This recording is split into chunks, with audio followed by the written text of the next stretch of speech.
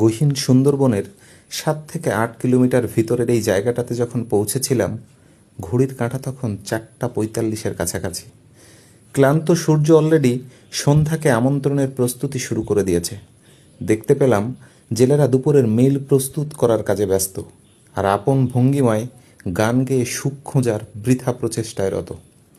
একরাশ মুগ্ধতা আর রোমাঞ্চকর যাত্রাকে স্মরণীয় করে রাখতে তাদের সাথে আলাপচারিতায় জানতে চেয়েছিলাম তাদের অনুভূতি আর অভিজ্ঞতার কথা।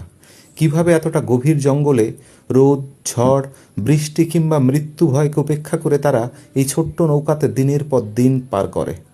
প্রতি উত্তরে যা জানতে পেরেছিলাম তাতে স্তব্ধ হতে বাধ্য হয়েছি।